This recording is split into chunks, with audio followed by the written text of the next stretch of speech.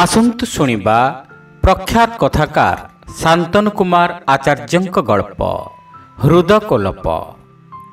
तंबा तिल घृत अनल श्रुव सृच प्रभृति सेही सबु सामग्री मो पाई निरर्थक थिला सेहीपरि जेउपरि मो वंशर वेद जार नाम मध्य एबे मोर अजणा।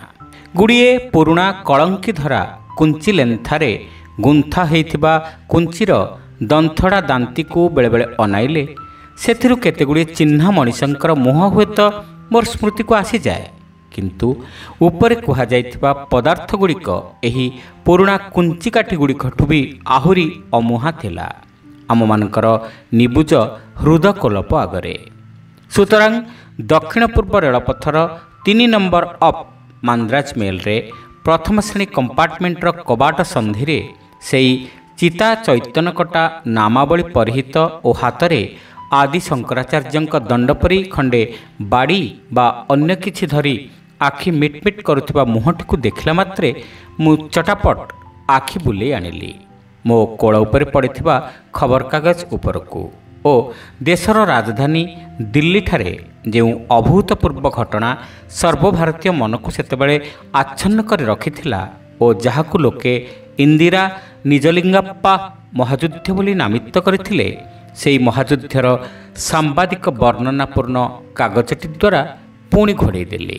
जड़े उत्तर भारतीय भावे मोर दाक्षिणात्य यात्रा सेथर प्रथम बा द्वितीय थर नथिला।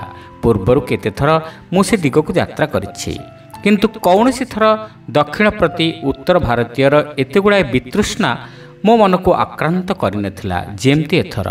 एथिपाई अवश्य इंदिरा निजलिंगाप्पा बाद विसंवाद को मु पूरा दोष देउ नथिली, कारण एही संवादपत्रटी मो हाथ में पाइबा पूर्वरु मोर दाक्षिणात्य रेल यात्रार अधिक विरक्तिकर अनुभूति को मो मन ग्रहण कर सारिथिला। तेणु इंदिरा निजलिंगाप्पांक अपेक्षा मो कंपार्टमेंटर अन्य जने सहयात्री को निर्दिष्ट भावे दायी कर सारी जहांको उपस्थिति मते प्रत्यक्ष भावे उत्तेजित कर रखिथिला। मो आखि आग बर्थटी को से भद्रलोक पूरापूरी अधिकार करी बसी थांती। तांकर पृथुल आकार स्थूलता अपेक्षा मु तांकर सूक्ष्म शरीरर तीक्ष्णता द्वारा सेतेबेलकु पूरापूरी सी होई सारी थाए। भद्रलोकंक सहित मोर प्रथम बड़ परखापरखी होईगला आम मध्याह्न भोजनर मेनू उपरे। खाना ऑर्डर नेबाकू आसीथिबा रेलवे कर्मचारी आम बगीर यात्रींकर मध्याह्न भोजन संपर्क में गोटे तालिका प्रस्तुत करने जेतेबेले मो पाखरे पहुँचिले सेतेबेले स्वतः मो पाटिरू बाहरिला नॉन वेजिटेरियन मटन बा चिकेन आउ प्रचुर कटा पियाज सालाड, किंतु मो पाटिरू कथा न सरुणु मो सामना सीट्रु शुणिबाकू मिलिला पूरापूरी वेजिटेरियन, खबरदार पियाज दुर्गंध मो देहरे जाए नाही। सेतिक बेले मु सेई भद्रलोकंकु थरे जहा निकटरू देखिथिली। ता परठु मु ओ से परस्पर ठारू बहु दूर को चलीगलु और सेठू जड़े अपर को खतेई हेबा आरंभ कर देथिलु। एहीपरि बहु दूर और निरापद स्थान थाई मु तांको निरीक्षण करी जहा तांको संपर्क रे बुझिथिली ताहा हेउची से निश्चय जड़े खांटी दक्षिणी लोक, किंतु तांको बेश पोशाकरू सेमती किछि खांटी कथा देखा जाउ नथिला। मोर पोशाक और तांकर पोशाक प्राय समान थिला। मो परी से भी साहेबी पैंट कोट और टाई पिंधिथिले एवं तांकर हाव भावरू मु जहा ठौरै थिली मो परी से भी जने सरकारी कर्मचारी हुए तो अधिक शक्तिशाली कौनसी सर्वभारतीय कर्मचारी भी होई थाई पारंती, किंतु सामग्रिक भावे बाह्य सामंजस्य सत्वे आम भितरे एते असामंजस्य रहिथिला जे आमर दीर्घ कालर रेल यात्रा सत्वे केवल थरटिए छड़ा द्वितीय थर पाई एकाठी मिसिबाकू आमे आम आखिर पुओ मानकू एकाठी छाड़ी देई नथिलु। यार भितरे आम कंपार्टमेंटर कबाट संधिरू सेई आदि शंकराचार्य रूपी मुहटी दिसिला। मु खबर कागज रे मुह घोड़े ही बसी थाए, किंतु लोकटर चेहरारू शंकराचार्य भाव मते छुईथिले सुद्धा मु ता संपर्क रे आहुरी कथाए बुझिथिली। दक्षिणर एही शंकर रूपी लोकगुड़िक प्रकृत रे जणे जणे बुला ज्योतिष। दक्षिणर शंकर बा बुला ज्योतिष केही मो धातु को स्पर्श करि पारंती नाही। स्वभावतः मु माया को पसंद करे, ब्रह्म को नुहे। मैजिक वाला को पसंद करे, ज्योतिषं को नुहे। तेणु ଦରୱାଜା ଫାଙ୍କଟିକୁ ଆଗନ୍ତୁକର ପୂରା ଶରୀର ପ୍ରବେଶ ପାଇଁ ନିଜ ହାତରେ ଖୋଲିଦେବା ପୂର୍ବରୁ ମୋ ସାମ୍ନା ସିଟ୍ ଭଦ୍ରଲୋକଙ୍କ ଆନନ୍ଦ ସୂଚକ କୁହାଟରେ ମୋ ନିଜ ଦେହ ବିଶ୍ରିପିଗଲା। ସେମିତି ବିଶ୍ରିଥିବା ଦେହ ଘିନି ମୁଁ ଆହୁରି କେତେବେଳ ବୁଡ଼ି ରହିଲି ଖବରକାଗଜ ଭିତରେ।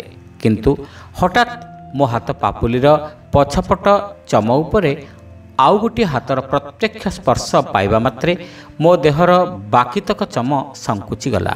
ଆପ୍ ଉତ୍ତର ସେ ଆଏ ହେଁ ନା? ମୁଁ ତାର ଚେହେରା ଓ ବୃତ୍ତି ବ୍ୟତୀତ ତାର ଚର୍ମର ସ୍ପର୍ଶକୁ ହଠାତ୍ ଏତେ ଘୃଣା କଲି ଯେ ତାଠାରୁ ସମ୍ପୂର୍ଣ୍ଣ ଦୂରକୁ ଚାଲିଯିବା ପରିବର୍ତ୍ତେ ତା ଗାଲରେ ଗୋଟିଏ ଚାପୁଡ଼ା ମାରିବାକୁ ଇଚ୍ଛା କଲି। କିନ୍ତୁ ମୋର ଧର୍ମ ଚେତନା ଅପେକ୍ଷା ମୋର ରାଜନୀତି ଚେତନା ମୋତେ ତଥାପି ଘାରିଥିଲା ଓ ମୁଁ ସ୍ପଷ୍ଟ ମନେ ରଖିଥିଲି ଯେ ଆମ ଗାଡ଼ି ସେତେବେଳକୁ ମୋର ପରିଚିତ ସହରଠାରୁ ବହୁ ଦୂର ପଥ ଅତିକ୍ରମ କରିସାରିଥିଲା। ରେଲୱେ ଟାଇମ୍ ଟେବୁଲରୁ ଓ ମୋର ସ୍ଥାନ କାଳପାତ୍ର ଜ୍ଞାନରୁ ମୁଁ ମୋର ଅବସ୍ଥିତିକୁ ନିର୍ଣ୍ଣୟ କରିସାରିଥିଲି। ଆମ ଗାଡ଼ି ସେତେବେଳକୁ ଆନ୍ଧ୍ରପ୍ରଦେଶର ଗୋଦାବରୀ ପାଖାପାଖି ଧରି ଯାଇଥିଲା। ଜ୍ୟୋତିଷଟି ନିଶ୍ଚୟ ସ୍ଥାନୀୟ ହୋଇଥିବ। ଏଣୁ ମୁଁ ମୋର ଉଦ୍ୟତ ହାତକୁ ସଂଯତ କରିନେଇ ସ୍ଥିର ହୋଇ ପୂର୍ବ ଭଳି ବସି ରହିଲି। ମୋତେ ନିରୁତ୍ତର ରହିବା ଦେଖି ଲୋକଟି ଟିକେ ସନ୍ଦେହରେ ପଡ଼ିଲା। କିନ୍ତୁ ତୁଣ୍ଡର ଭାଷା ଚଟାପଟ ବଦଳାଇ ଦେଲା ସେ। ହିନ୍ଦୁସ୍ତାନୀ ପରିବର୍ତ୍ତେ ସେ ଇଂରେଜୀ ଭାଷାର ବ୍ୟବହାର କରିବା ଶୁଣିପାରି ମୁଁ ଯଥାରୀତି ଆଶ୍ଚର୍ଯ୍ୟ ହେଲି। ଲୋକଟି ଶିକ୍ଷିତ ବୋଲି ମୁଁ ସ୍ୱାଭାବିକ ଭାବେ ଭାବି ନେବା ପରେ ମୁଁ ଟିକେ ଥଣ୍ଡା ହେଲି ଓ ଖବରକାଗଜ ଆଢ଼ୁଆଳରୁ ତା ମୁହଁକୁ ଅନେଇଲି। ଏତିକିବେଳେ ଆମ ଗାଡ଼ିର ଗଡ଼ନ୍ତି ଚକମାନଙ୍କର ଶବ୍ଦରେ ଗୋଟାଏ ପରିବର୍ତ୍ତନ ହେଲା। ନଈ ପୋଲ ଉପରେ ରେଳଗାଡ଼ି ଚକ ଗଡ଼ିଲା ବେଳେ ଯେଉଁ ପ୍ରକାର ଧ୍ୱନି ଶୁଣାଯାଏ ସେହି ଧ୍ୱନି ଆରମ୍ଭ ହୋଇଗଲା। ଆମ ଗାଡ଼ି ପଡ଼ିଲା ଗୋଦାବରୀ ପୋଲ ଉପରେ। ଲୋକଟାର ମୁହଁ ଉପରୁ ଚଟ୍ କରି ଆଖି ବୁଲେଇ ନେଇ ମୁଁ ବାହାରକୁ ଅନାଇଲି। ଭାରତର ମଣିଷମାନଙ୍କର ମୁହଁ ଅପେକ୍ଷା ଭାରତର ନଦୀମାନଙ୍କର ମୁହଁ ମୋର ବେଶୀ ଚିହ୍ନା। ମୋ ମନର ବଳକା ଉତ୍ତାପକୁ ଶୀତଳ କରିଦେବା ଉଦ୍ଦେଶ୍ୟରେ ମୁଁ ଆହୁରି ଝୁଙ୍କି ପଡ଼ିଲି ଗୋଦାବରୀ ନଈ ଆଡ଼କୁ। ଝରକା ବାହାରକୁ ମୋର ବେକ ଝୁଙ୍କିଗଲା ଟିକିଏ। ଏତିକିବେଳେ ବେକର ମାଂସପେଶୀ ଟାଣି ହୋଇଯିବା ସ୍ୱାଭାବିକ। ହଠାତ୍ ଏଇ ଟଣକି ଥିବା ବେକ ମାଂସପେଶୀ ଉପରେ ତା ଆଙ୍ଗୁଳିର ଚମ ଦ୍ୱିତୀୟ ଥର ପାଇଁ ବିଜୁଳି ସକ୍ ଦେଲା ମୋତେ। ଝରକା ବାହାରୁ ସାପ ପରି ଚିହିଁକି ଆସିଲା ମୋ ବେକ। ଖବରଦାର! ମୁଁ ତା ଆଡ଼କୁ କଟମଟ କରି ଚାହିଁଲି। ଇଏ ଗୋଦାବରୀ ହେ? ସେ ମୋ ଦୃଷ୍ଟିକୁ ବେଖାତିର କରି ହସି ହସିକା କହିଲା। ମୋତେ ବେଶ୍ ଜଣା। ମୁଁ ଆହୁରି ରୁଢ଼ ସ୍ୱରରେ ଜବାବ ଦେଲି ଓ ସେ ମୋତେ ଦକ୍ଷିଣ ଭାରତର ଭୂଗୋଳ ବିଷୟରେ ଅଜ୍ଞ ଭାବୁଥାଇପାରେ ଏଇଆ ଆଶଙ୍କା କଲାପରି ପୁଣି କହିଲି, ଏହାପରେ ଆସିବ କୃଷ୍ଣା, କାବେରୀ। ମୋର ଭୂଗୋଳ ଜ୍ଞାନ ତାକୁ ହୁଏତ ପ୍ରଭାବିତ କଲା। ତାର ହସ ଟିକିଏ ପଡ଼ିଗଲା ଓ ସେ ଗମ୍ଭୀର ହୋଇଗଲା। କିନ୍ତୁ ଟିକିଏ ପରେ ପୁଣି ସେ ସେମିତି ହସିଲା। ଆଉ ସତେକି ମୋର କୌଣସି ଭୁଲ ସେ ତଥାପି ଲକ୍ଷ୍ୟ କରିଥିଲା। ସେମିତି ମୁଣ୍ଡ ହଲେଇ ହଲେଇ କହିଲା, ନର୍ମଦେ, ସିନ୍ଧୁ, କାବେରୀ। ଭାରତର ନଦୀମାନଙ୍କର ନାମକୁ ଏକାଠି କରି ସଂସ୍କୃତରେ ଗୋଟିଏ ଶ୍ଲୋକ ଥିବା କଥା ଓ ବିବାହ ଶ୍ରାଦ୍ଧ ପ୍ରଭୃତି ଶୁଭାନୁଷ୍ଠାନମାନଙ୍କରେ ଏହି ନଦୀ ନାମାବଳୀ ଆବୃତ୍ତି ହେବା ମୁଁ ଶୁଣିଥିଲି। ତାହା ବୋଧହୁଏ ଏହିପରି, ଗଙ୍ଗାଶ୍ଚ ଗୋଦାବରୀଶ୍ଚ ନର୍ମଦେ ସିନ୍ଧୁ କାବେରୀ। ମୁଁ ତାର କଣ୍ଠସ୍ୱରରୁ ମୋ ଭିତରେ ବୁଡ଼ି ରହିଥିବା ସଂସ୍କୃତ ଶ୍ଲୋକର ଛନ୍ଦଟିକୁ ପାଇପାରିଲି। ସେହି ଛନ୍ଦରେ ମୋତେ ତା ସହିତ ଛନ୍ଦି ଦେବ ବୋଲି ସେ ହୁଏତ ଭାବିଚିନ୍ତି ତାହାକୁ ପ୍ରୟୋଗ କରିଥିଲା।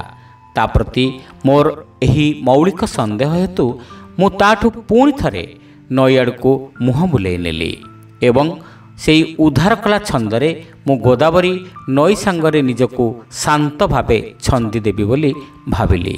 ତଳେ ଗୋଦାବରୀ ନଦୀର ବିସ୍ତୃତ ଜଳଧାରା ଗୋଟିଏ ସାମୁଦ୍ରିକ ସବୁଜ ରଙ୍ଗ ଧରିଥାଏ।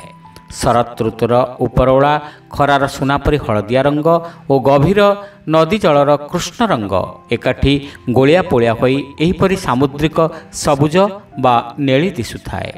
ସେହି ନୀଳି ରଙ୍ଗ ମୋ ଦୃଷ୍ଟି ଦ୍ୱିତୀୟ ଥର ପଡ଼ିବା ମାତ୍ରେ ଓ ସେଥିରେ ସଂସ୍କୃତ ଛନ୍ଦଟି ମିଶିଥିବା ଦୃଷ୍ଟିରୁ ବୋଧହୁଏ ମୁଁ ନଦୀର ମାୟାରେ ଛନ୍ଦି ହୋଇ ପଡ଼ିଥିଲି। ସେ ମୋର ଏହି ମାୟାଚ୍ଛନ୍ନ ଦୃଷ୍ଟିକୁ ଲକ୍ଷ୍ୟ କରିଥିଲା। ତାର ଶଙ୍କରାଚାର୍ଯ୍ୟ ପଣିଆ ହୁଏତ ମୋର ଏହି ମାୟା ବିରୁଦ୍ଧରେ କାମ କରିବାକୁ ଲାଗିଲା। ସ୍ୱରକୁ ଖୁବ୍ ଗମ୍ଭୀର କଲାପରି ସେ ମୋ ମୁଣ୍ଡ ପଛପଟୁ ପୁଣି ମୋତେ ଆକର୍ଷଣ କଲା। ଆପ ଗଙ୍ଗାଜୀ ସେ ଆଏ ହେଁ ନା? ମୁଁ ଉତ୍ତର ଦେଲି ନାହିଁ। କବ୍ ସେ ଘର ଛୋଡ଼ା? କାଲ ସେ ନା? ମୁଁ ନଈ ସହିତ ମାୟାବଦ୍ଧ ହୋଇ ପୂର୍ବ ପରି ବସି ରହିଥାଏ। ତ ଦେଖିଏ, ଗଙ୍ଗାଜୀ को छोड़कर आए थे तो फिर मिल गए वहीं पर। अतीत से आप आए थे ना, फिर पहुंच गए यहाँ जहाँ से आए थे। आप गोदावरी में गंगा जी को देखते हैं ना। मु वास्तविक ताहा ही करुଥିଲି, किंतु से जेतेबेले तार अद्वैतरे आहुरी पादे आगको चली जाई कहिला, आप चाहेंगे तो मैं आपके लिए फिर एक सम्मिलनी का कोशिश करूंगा। आप पितृपुरुष को तो श्राद्ध नहीं देते हैं ना, एक तंबी का पैसा होगा। तार शेष वाक्यटी मोर नदी प्रति लागिथिबा आकर्षण को झिंकी ओटारी देला। तारी ठारू उद्धार करा छंदटी को निज हाथ में से निजे काटी सारला परे मु एथर पूर्ण मात्रा रे ताड़ को मुह बुलाई देखिली। ता प्रति मोर मतामत निर्दिष्ट होई उठिला। मु ताकू सुनाइबा पई प्रस्तुत हो जाई मन मन कहली, ओ से पैसा मागिबा कथाटा एते बेले जाए लुचाइच काहींकी? पैसा मगा भिकारी। मोर तो विश्वास आसी जाइथिला सते कि आसीगले आ शंकर। तापर प्रकाश मु कहली, मोर विश्वास नाही ना। नाई नाई, मोर विश्वास नहीं। ए देशर माटी पानी पवन मनीष ना काहारी को नुहे। तार वृत्ति अनुजाई से हसीदेला। मोर ए अप्रत्याशित क्रोध को पूर्वर से जे देखि नथिला ता नुहे, किंतु मते एकुटिया होई भाबिबाकू छाड़ी देबाकू से बोध हुए ता वृत्तिर आउ गोटे दायित्व बोली जानी सारिथिला।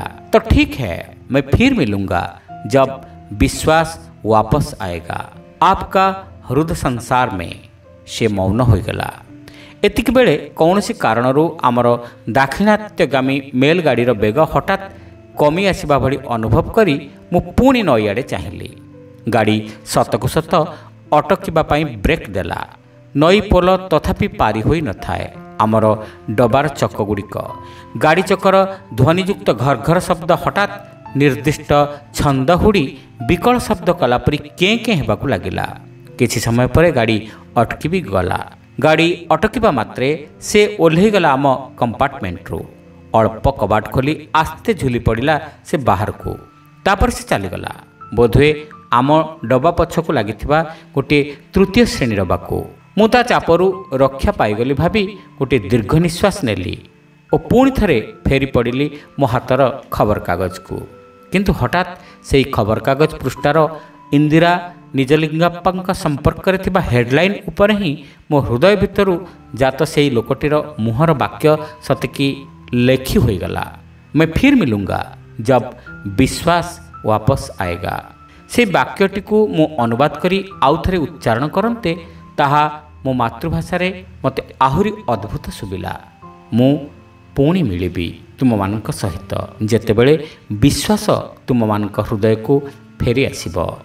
मु मो निज वाक्य रोमांचित हो गली। गोदावरी नदी पोल उपरे आमर अटकी रही गाड़ी मु झुंकी पड़ी।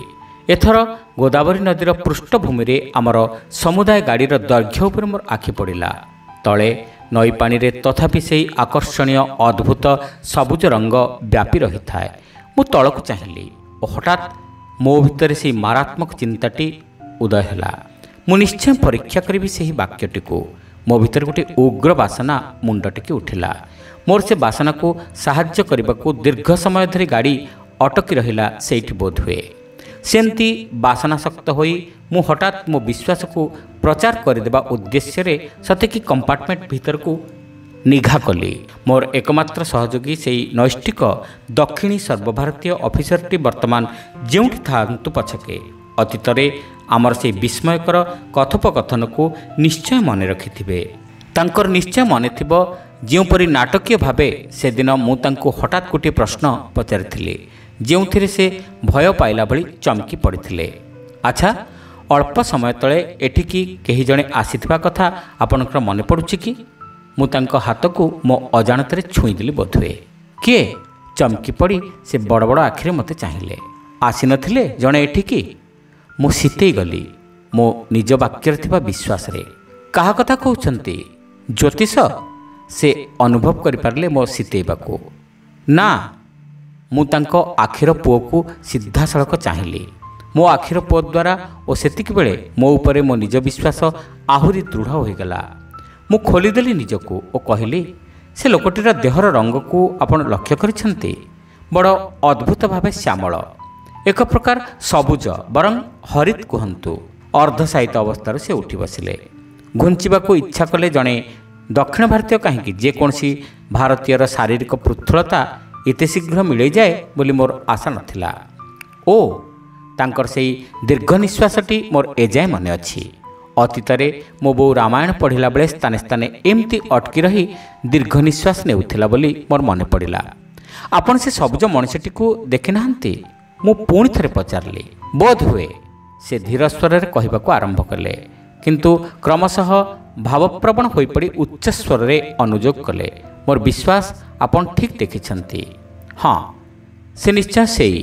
ତାପରେ ସେ ମୋ ସହିତ ସହଯୋଗ କଲା ପରି ଭାବିବାକୁ ଲାଗିଲେ ଓ ପୁଣି କହିଲେ, ଭାରତର ମଣିଷମାନେ ଭାରତର ନଈ ପରି ଅଦ୍ଭୁତ। ଆପଣ ନିଶ୍ଚୟ ଠିକ୍ ଦେଖିଛନ୍ତି।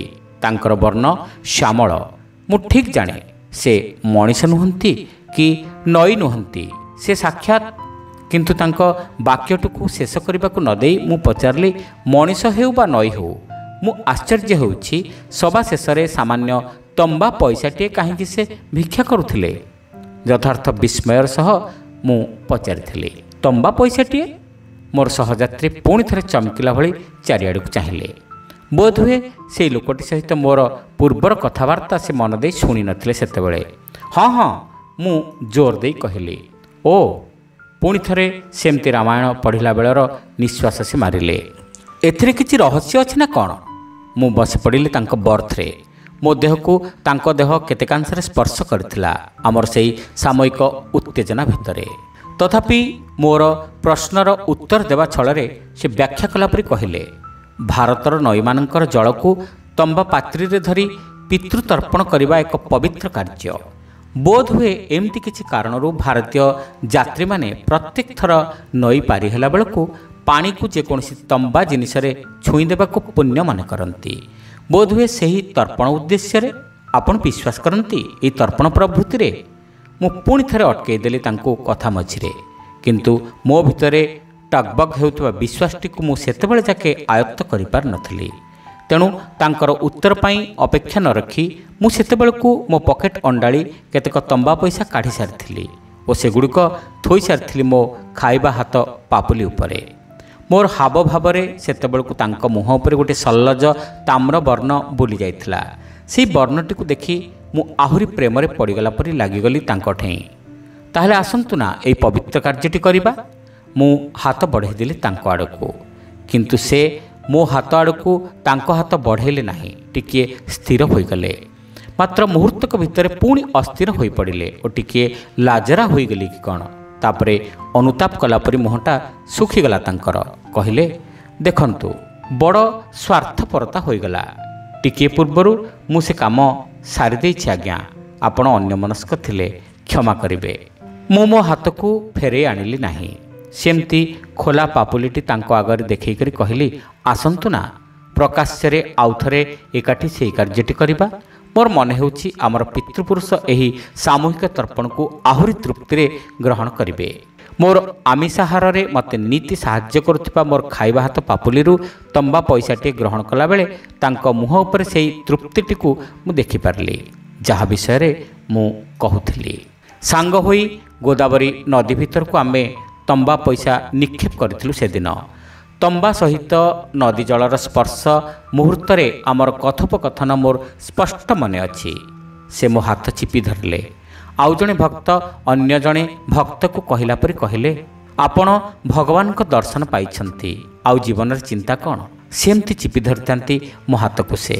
ମୁଁ ତାଙ୍କର ହାତର ଉଷୁମକୁ ଅନୁଭବ କରୁଥିଲି, କିନ୍ତୁ ପ୍ରକୃତରେ ମୁଁ ଚିନ୍ତାଶୂନ୍ୟ ହୋଇପାରିନଥିଲି। ମୋର ସବୁଠୁ ବଡ଼ ଚିନ୍ତାଟି ଥିଲା ସେତେବେଳେ ଆଉ ଟିକକେ ଆମ ହାତର ଉଷୁମ, ଆମ ଛାତିର ଏ ବିଶ୍ୱାସ ସବୁ ପୁଣି ପାଣି ଫାଟିଯିବ, ସବୁ କୋହଳ ହୋଇଯିବ। ଟିକିଏ ପରେ ତାଙ୍କ ନିକଟରୁ ମୋତେ ପୁଣି ଫେରିଯିବାକୁ ପଡ଼ିବ ମୋର ସେହି ଇନ୍ଦିରା ନିଜଲିଙ୍ଗପ୍ପା ସମ୍ବାଦପତ୍ରର ଖୋଳପା ଭିତରକୁ। ସେତେବେଳେ ସେଇ ଶୂନ୍ୟ ମୁଁ ଭର୍ତ୍ତି କରିବି କେମିତି? ମୁଁ ଅବଶ ହୋଇପଡ଼ୁଥିଲି। ଏତିକିବେଳେ ନିଦରୁ ଉଠୁଥିବା ଗୋଟିଏ ଦୀର୍ଘ ସୁଷୁପ୍ତ ଆତ୍ମାର ନିଶ୍ୱାସ ପରି ଆମ ଗାଡ଼ିର ନିଶ୍ୱାସଟି ଶୁଣାଗଲା ଓ ସାଙ୍ଗେ ସାଙ୍ଗେ ଆମର ଅଟକିଥିବା ଗାଡ଼ି ପୁଣି ଗତିଶୀଳ ହୋଇଉଠିଲା। ଶ୍ରୋତାବନ୍ଧୁ, ଏଇଠି ଶେଷ ହେଲା ଶାନ୍ତନୁ କୁମାର ଆଚାର୍ଯ୍ୟଙ୍କ ଗଳ୍ପ ହୃଦକୋଲପ। ଗପଟି ଆପଣମାନଙ୍କୁ କେମିତି ଲାଗିଲା କମେଣ୍ଟ କରି ନିଶ୍ଚିତ ଜଣାଇବେ। ଚ୍ୟାନେଲରେ ନୂଆ ହୋଇଥିଲେ ସବସ୍କ୍ରାଇବ୍ କରିବାକୁ ଭୁଲିବେ ନାହିଁ। ରହିଲୁ, ନମସ୍କାର।